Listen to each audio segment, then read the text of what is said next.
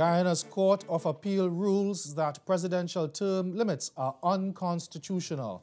And in sport, 2 uncapped players named in a Windies training squad to prepare for the Women's Cricket World Cup. I'm Ricardo Roberts, and this is Caribbean in 10 for Thursday, February 23. I'll be back with the details in just a moment.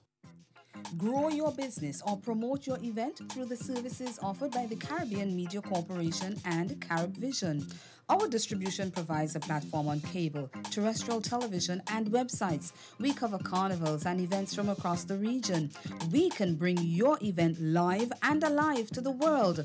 For music makers, program producers, businesses, we can expand your reach to in excess of 2 million households daily.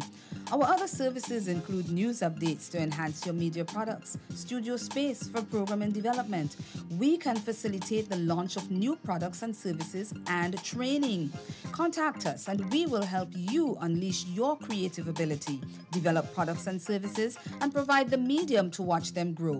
Contact Loretta Skeet at cmccaribbean.com or call her 1-246-467-1044 or 1-246-253-3889. Call and book your carnival or event today.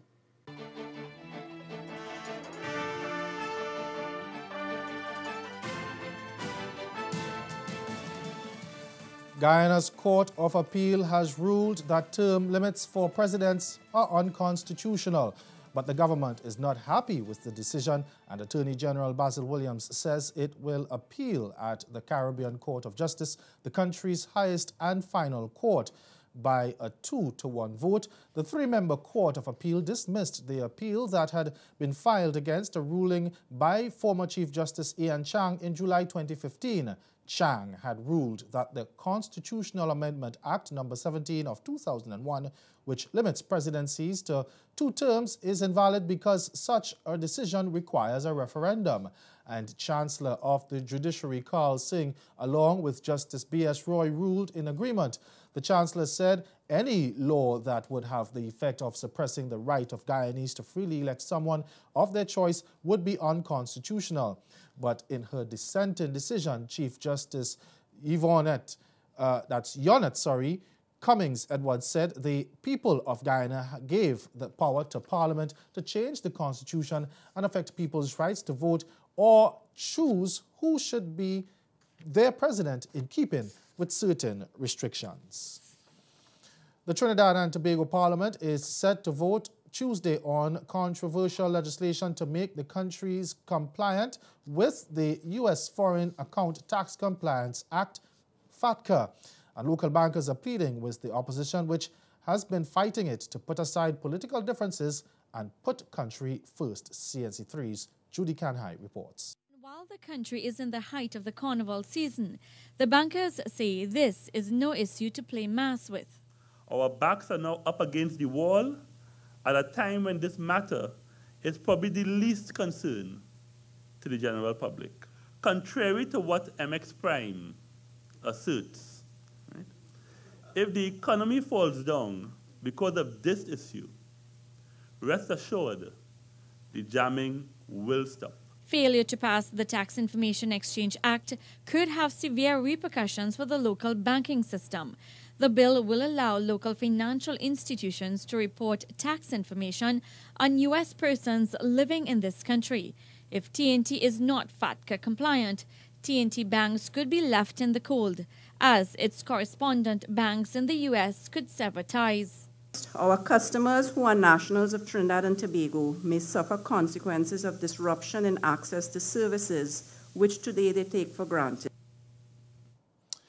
And debate on a controversial piece of legislation in the Bahamas has been delayed. Attorney General Alison Maynard Gibson says most of the public discussions on the Interception of Communications bill has become completely partisan, and the government has decided to have more consultation, which will be led by her office. We want to see alternative facts. We don't want misinformation, and we don't want this to become the subject of partisan politics. And so that all of that is clear and Bahamians are comfortable, it was decided that we should have a period of further consultation. We want to be sure that Bahamians understand two things. One, a few things. One, that listening is happening now, that the crisis in crime and the need to fight it exists right now, and that this important tool, in fact, protects constitutional rights. You're watching Caribbean in 10. Haiti has a new prime minister. President Jovenel Moïse has appointed Dr. Jacques-Guy Lafontaine as a professor in the Faculty of Medicine and Pharmacy of the State University of Haiti to fill the post. He replaces Annex Jean Charles, who submitted his letter of resignation earlier this month to allow the new president to enter into discussions with the presidents of both houses of parliament on a successor as stipulated by the Constitution. Dr. Lafontaine, who has been pursuing his medical career for the last 30 years, is not known as a political figure.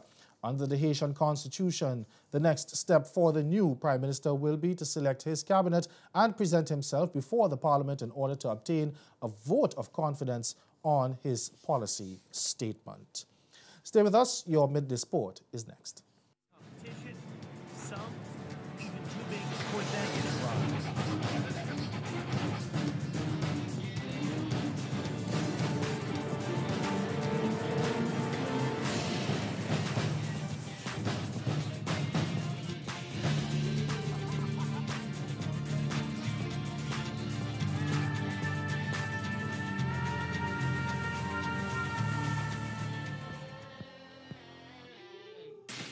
One of the ways that I had to adjust, also that I tried to adjust, was to find myself doing some of the same kinds of things my peers were doing.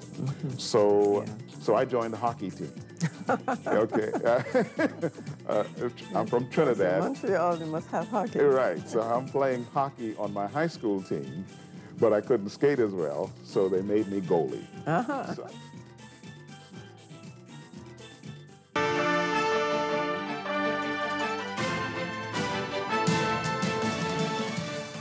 Uncapped Akira Peters and Shawnisha Hector has been named in the Windies 20-member training squad to prepare for the Women's Cricket World Cup in June.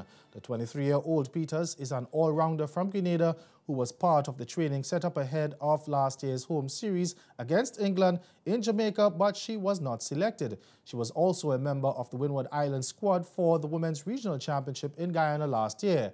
17-year-old Hector is a fast bowler who hails from Antigua and who captained Leeward Islands during the regional championship. The call-up represents her first to the West Indies setup. The duo will join the likes of mainstays Stephanie Taylor, Deandra Dottin and Marissa Aguilera in the squad, which goes into camp March 7 to 20 in Antigua.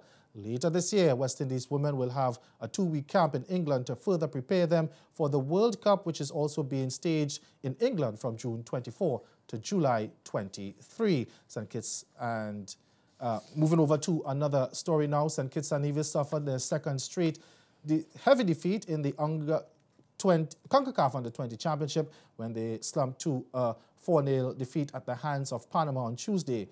Playing in Group B in San Jose, the Kittians held out well in the opening half, but then conceded 3 second-half goals to lose their second game following on from their heavy 5-1 thumping to Haiti last Saturday. The results left Panama as the only team unbeaten on 6 points. That's Caribbean in 10. Join us again at 6:30 for Caribbean Newsline. Good afternoon.